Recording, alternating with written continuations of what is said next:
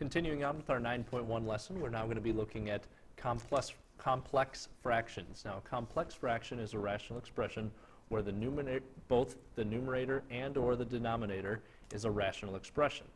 And by that, I mean, if we look at this one, our numerator of this big fraction, our numerator is a over 5, and our denominator is just 3b. So this is a complex fraction because the numerator is itself a fraction. Same thing over here. Our numerator is a fraction over our denominator, which is just a polynomial. Now they can get even more complex. If this is our big main fraction here, the numerator is a fraction and the denominator is a fraction.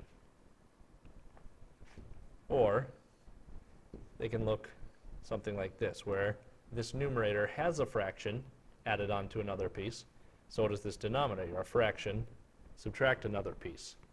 So they get pretty complex. It's kind of like a taco, inside of a taco, inside of a Taco Bell, inside the food court at the Mall of America. It can get pretty deep. So remember though that a fraction is just a way to express a division problem. So you can express things as, you could write it as x over 5, or you could write it as x divided by 5. So let's say our x was a fraction itself. That would be 1/5 as a fraction over 5. We could write that as 1/5 divided by 5.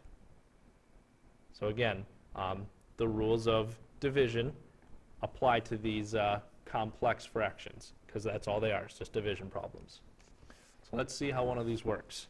If we have to simplify this complex fraction, for me, I think one of the easiest things to do, or the best helps, is to kind of draw in and darken in that middle bar so you know exactly where the fraction is kind of stopping.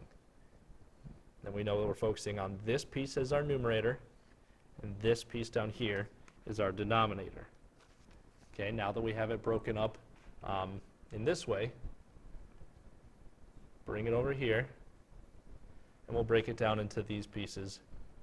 X squared over 9x squared minus 4y squared divided by x cubed over 2y minus 3x. Now it's a lot easier to deal with. Now it goes back to just being a division problem of our rational expressions. And we know where to go from there. We can just break this down into x squared over, well actually, I'm going to break this down right away into, I can notice that it's a difference of squares.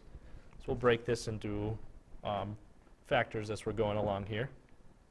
3x plus 2y and 3x minus 2y. Because it's a difference of squares, so these are going to become our factors. Also, because this is a division problem, we're going to change it to multiply by the reciprocal. So we'll flip those around. It's 2y minus 3x on top and x cubed on bottom. Now again, one more thing to notice is 2y minus 3x. We can pull the negative 1 out of that. Negative 1, and that makes negative 2y and positive 3x. That's going to be the same as this piece over here. So when we pull that negative 1 out, that'll change up the fraction, and commutative property of addition means we can flip these two around. So it would be 3x minus 2y, which means it's the exact same as, oops, get rid of that, exact same as this piece. Also, crossing out diagonally, we can take out the x squared and leave just an x1 over here. So now, it looks like we're simplifying down to our top. Our numerator just becomes negative 1. Everything else was canceled out. Our numerator is just x times the factor 3x plus 2y. So this is our most simplified version of this complex fraction. And that looks like that's everything.